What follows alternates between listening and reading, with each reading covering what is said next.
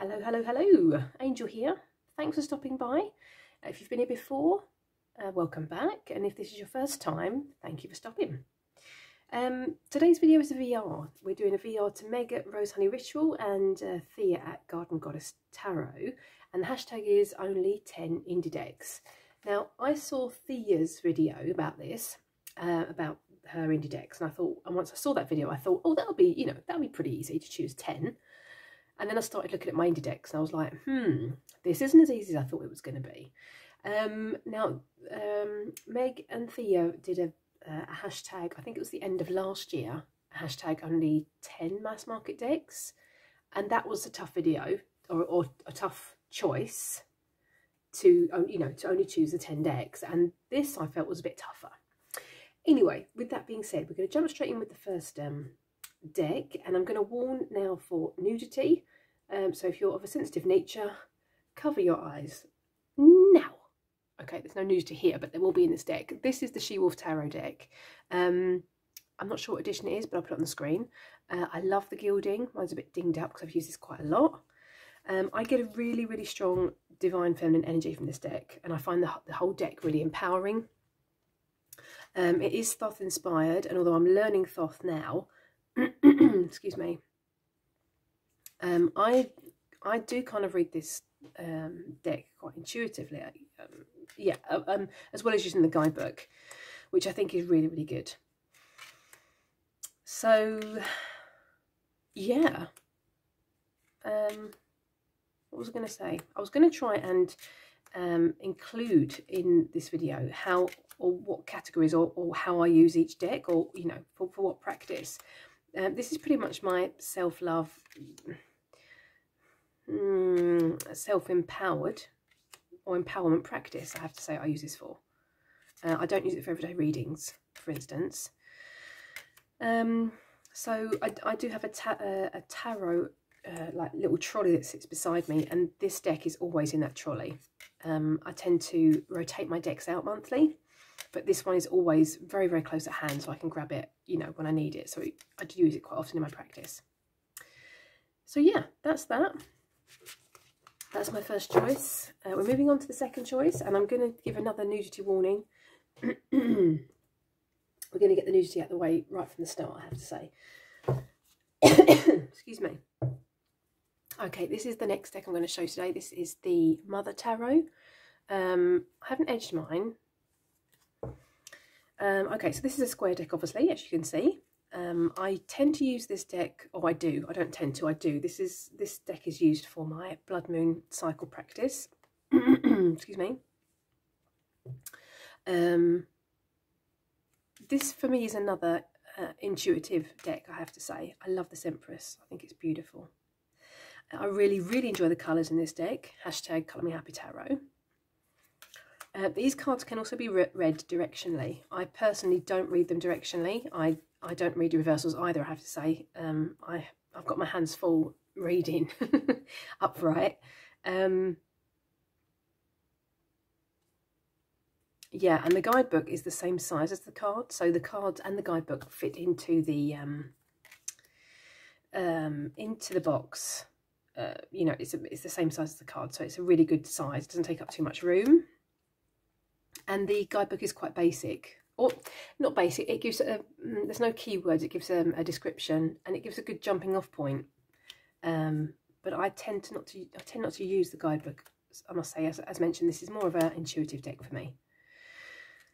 So yeah, I love this.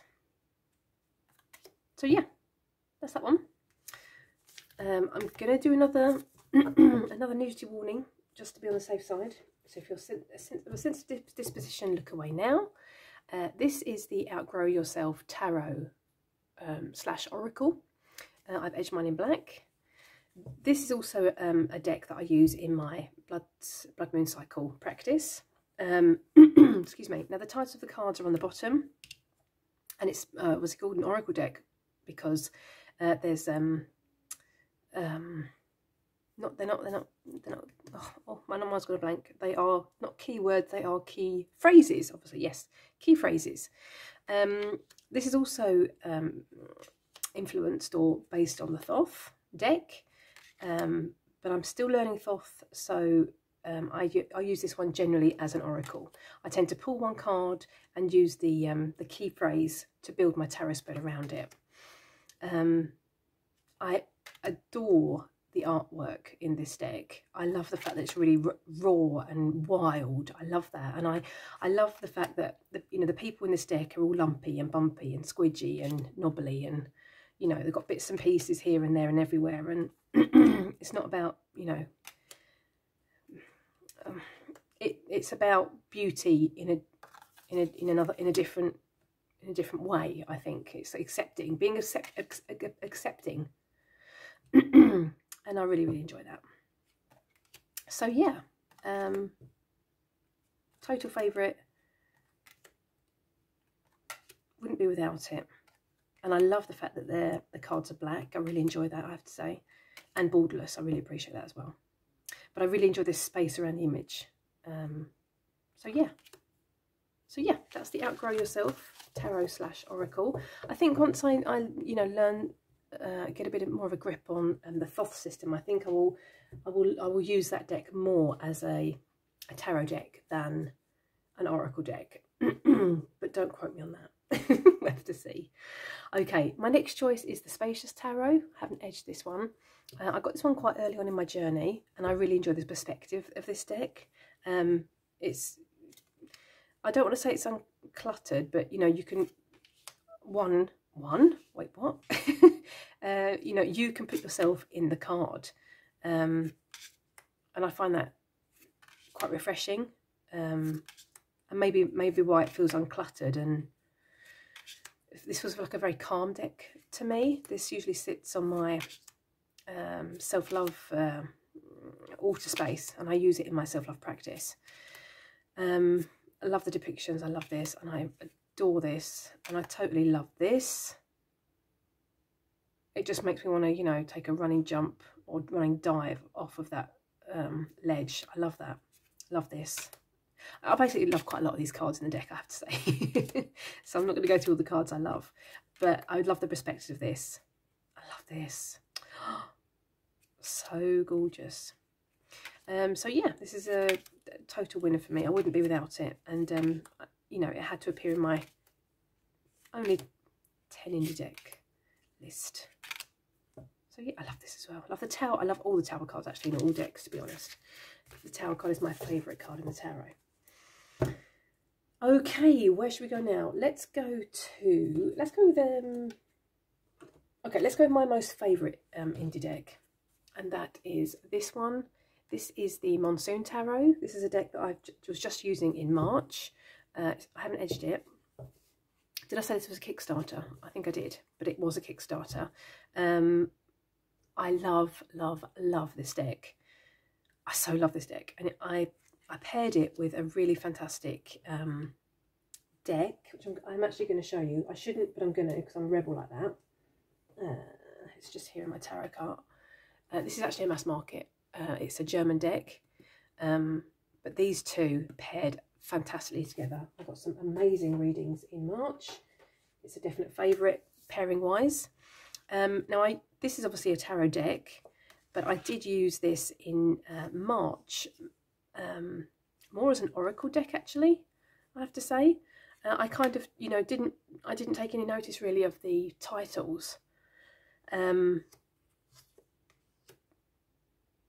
Yeah, and I kind of just went with the the messages that I received from the images, and that worked so well. So yeah, I'm totally impressed. I love the colour palette. Lilac is, I'm really feeling drawn to lilac at the minute. I love this Tower card. Oh, it's just amazing. So yeah, this is most definitely, look at this Hermit card. It's absolutely gorgeous. I just so love it. I'm going to say about every card because I do truly enjoy this one.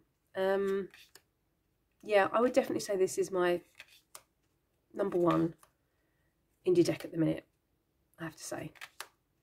It's actually been, I don't want to say delegated, but it's gotten its own box, its own wooden box, I'll have you know, instead of it being in its normal tuck box.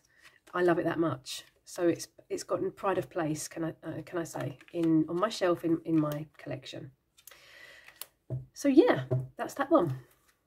Definite winner. It's going nowhere. It's my definite number one. I love, love, love, love, love this deck. Okay, let's go to another Kickstarter. That was this one, and I believe it can also be purchased on Etsy now, I feel. This is the Tarot of Oneness. I love the backs. They are beautiful. I love the gilding, and I love the perspective of this one as well. This, actually, I didn't think about it when I backed it on Kickstarter, but once I got it home, it kind of occurred to me that I feel it's quite similar to, wait, not similar, but it reminds me a little bit of the Spacious Tarot from the perspective of the cards, which you're going to see in a second. Let's just do this. And it's this very similar feeling with the Tarot of Oneness. Now, I as mentioned, I backed this one. And when I received the deck, I sat and went through all the cards. And I kid you not, I had a grin on my face like a Cheshire cat. You know, it was just, for every single card I looked at was just amazing. And I love this devil. You know, this devil can totally seduce me. That's totally fine. I love this. It's just gorgeous. And this is one of my favourite death and rebirth cards. I do love me some snake energy. If you've watched any of my videos, you know I'm petrified of snakes in real life, but in a card, love me some snake energy. The courts have been renamed in this deck. What's it called? The inspiration is the Queen, I believe. Let me just think I've got that right now. We'll have a look. Let's see if I can find, let me just see if I can find a... No, sorry, the inspiration is the Page, apologies. The embodiment is the King, and the embodiment cards always have a throne and a crown in the card, so it follows a theme. Then we've got, let me just see if I can find a knight before I show you anything else, so we can go past the court cards. And here, then we've got the action, which is the Knight. Knight of Cups, for instance, and I don't know if you can see that there's a shadow of the horse and the rider on the path. That's the theme that follows through all of the action cards. Let me see if I can just find a Queen. Just bear with me, just 2 shakes of a lamb's tail. You might want to take a sip of your beverage if you have one, or maybe mingle with somebody if they're close by. La la la. Why is it you can never find a card when you want it? Here we go, here we go. This is the Queen, the Spirit of Cups. And as you can see, it's also from your point of view that, you know, this could be you looking down at yourself, standing on the edge of the water. It's beautiful. So all the court cards will follow the theme. The embodiment, which is the King, is the throne with the crown. The Spirit, which is the Queen's, they are kind of, you know, standing, looking down towards something. Action always has this shadow of the rider and the horse. And then the inspirations, yeah, I can't really put a finger on what the theme there is, but you know, I'm sure there's a theme. Okay, then we're moving on. We're showing a few more cards. I can't think what I was saying apart from discussing about the court cards. Let's see if I can get my mind back on track. Don't think I can. I love this 6 of Wands. Let's take a few more cards. Love this. This is totally my nightmare. Snakes and sharks. Honestly, they scared the bejesus out of me. Sorry. Love this. Gives me total Willy Wonka vibe. You know, the goose with the golden egg. Love it. And I'm gonna finish with this one because that is just an amazing 9 of Swords. How many times have you know, laid in bed as a child or even as an adult, or woken to a sound and you just think, you know, you can see things that you don't want to see in the shadows. I love that. It's amazing. Excellent deck. Love the guidebook. The guidebook is fantastic. It's got like some Easter egg goodies. Can I say that in the guidebook? You know, that kind of, you know, maybe things that you've missed within the cards. So that's a really fantastic detail. Really enjoy it. Really enjoy it. Okay, next deck. We're on to a bit of a, what's the word? Ancestral theme. This is the Dream Vision Tarot. This was another Kickstarter I backed, actually. These are the edges. This is the 2nd edition. Love the colours in this deck as well. You know, colour me happy. Honestly, I love me some colour. I missed out on the 1st edition of this deck. If it was a Kickstarter, I missed it because I wasn't into Kickstarter at that point. Love this card. And when the 2nd edition came out, no, sorry, the 1st edition. So I went on to, I must have seen this deck on TarotTube, I feel, and I thought it was amazing, and I really wanted it. And I went onto Etsy to try and find the deck, and it was with taxes to the country that I live in and postage and all that malarkey. It was such an expensive deck, so I thought, no, you know, I'm not going to be able to own that deck. That's fine. I'll just, you know, I'll just be happy not to own it. That'd be fine. And then, thankfully, it came out on Kickstarter as 2nd edition, and I was like, yes, please, I would love to back that deck. And I backed it, and I purchased it, and I received it, and I started working with it, and it knocked my socks off. This, for me, has totally got, I'm going to say, a cosmic ancestral vibe. I would say that this deck is loving but firm, and yeah, it's totally a deck that I use in my ancestral practice. I think it's amazing. It's, I suppose you could say it's slightly pippish, but it's more like pips with feelings. Yeah, I just really enjoy it. So yeah, that's what I have to say about that one. That is the Dream Vision Tarot, 2nd edition. Let's move that across to there. Then we're moving on to an oracle deck. Let's look here. This is the Sacred Heart Sister Oracle. I found this actually on eBay. It was a pre-loved deck, and I'm so glad I found it. I fell in love with the colours. I think the colours are absolutely amazing. I haven't edged mine yet, and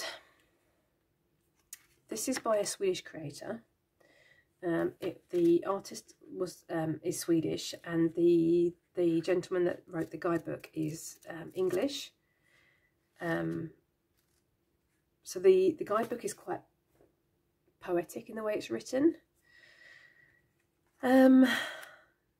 And this is just, I love the art style of this. Again, I love the colours. Turquoise, pink and lilac is like my all-time favourite colour combination.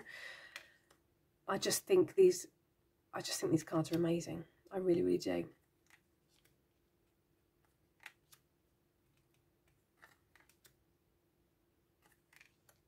This one also sits on my self-love altar, and I used it really recently.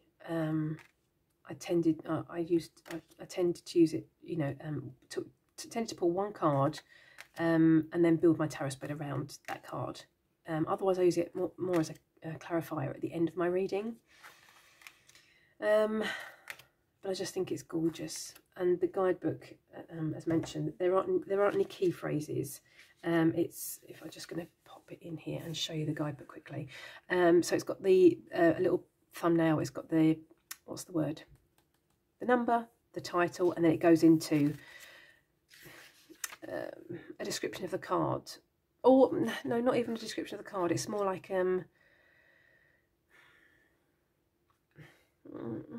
what's the best way to describe it, do we think? It's more like a jumping off point. It doesn't describe what's actually in the card, obviously. Oh, this is not going well, I feel. Now I've kind of backed myself into a corner. How am I going to explain this?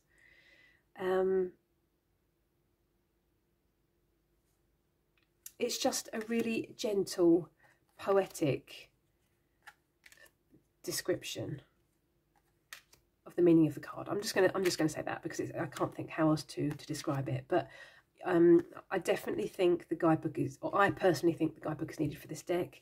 But I really enjoy it. I wouldn't be without it now that I've purchased it. And you know, it wasn't expensive when I found it on eBay, and I'd never seen it either once I found it on eBay, and I was like, ooh.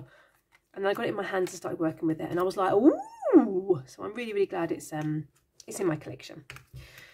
So that's that one. We've got two more. I've got another pre-loved deck actually to show you, which I possibly should have shown a moment ago with my other ancestral deck. But hey ho, this is, let me get the title right so I'm not giving you the wrong information. This is the Venetian Tarot.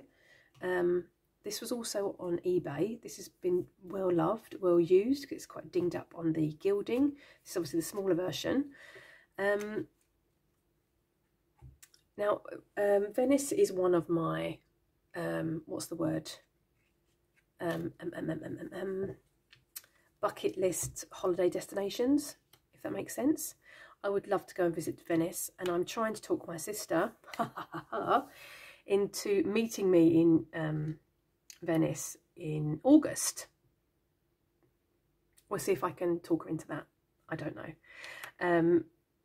I live in a different country. My sister still lives in the UK, so our plan is to, you know, meet up in Europe and spend a couple of days together. And I'm hoping that she's going to, you know, go along with my plan to meet in Venice. So fingers crossed. Anyway, I absolutely love this deck, and I didn't purchase it to use in my ancestral practice, but once I got the deck home, I obviously put it in order and I cleansed it, and then when I started using it, when I started using it, but using it in a deck dialogue, I totally got an ancestral vibe through the readings, or the answers to my questions. And so I've been using it for ancestral work ever since. And it's, it's Rider-Waite-Smith, but I just really, really enjoy it. And I don't tend to have a lot of these kind of, these kind of decks in my collection. I usually have quite contemporary, I think, and modern decks. So this is a bit of a mashup, or a change up for me, should I say. But I was totally drawn to this deck. So yes, that is the Venetian Tarot. The person that I purchased this from, they sent me the guidebook, but it was like a PDF that they'd printed out. So I don't know if like the slightly bigger version comes with a guidebook. I'm not particularly sure. But I don't use the guidebook. I just read it as, obviously, Rider-Waite-Smith, and it works perfectly. So yeah, so that's that. Love the Tower card. So that's definitely on my list. And the last one is this one, if I've counted correctly. This is the Ritual deck. This is by Zendout, and I got this really early on in my practice when I first started. These are the backs, which totally remind me of the Moonchild Tarot. I haven't edged mine. And this is, you could use this as an oracle deck. I tend to use this for, let's do that. I tend to use this for spell work. So there's chakras within the deck. There are magical tools, plants and herbs. Let's just do this slightly so you can see a few more cards. What else have we got? Crystals, shells, sacred geometry, directions, moon phases, elements, candles.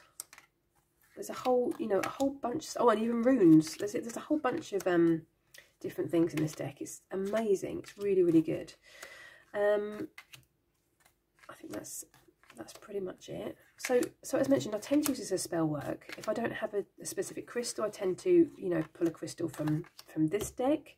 I tend to use the moon phase cards for spell work. I even use like the directions. And I've also used this for, what's the word? Like, before I had a travel altar, and I wanted, I was going somewhere, then I would take some of these cards with me instead of having physical items. So for instance, I would take the elemental cards, and I would take some of the crystal cards and some of the herb cards and things like that, and things I wanted that I would have had with me or on my altar, as it were. So instead of taking physical items, I just took the cards with me and had those placed out. So that really worked for me, I have to say. And obviously this can be used as an oracle. You know, you could shuffle the deck and pull one card, which I have also done. And so, for instance, let me just show you the guidebook, because the guidebook is also really, really great. So, for instance, here, for every card, you've got, you know, a very small, almost like sketched picture. The name on the card or what it is. You've got 3 keywords. You even have a mantra. Then you have the message, which is here. And then you even have a ritual.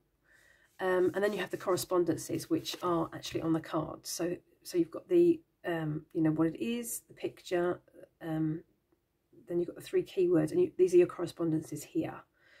And that's what relates to the correspondences in the guidebook. So this is a really, really, really great oracle deck as far as I'm concerned. I wouldn't be without this one. I really, really enjoy it. I tend to have this on my self-love or inner child altars, or areas, should I say. That's where I tend to use the deck the most. Yeah, I really, really enjoy it. I wouldn't be without it, as mentioned.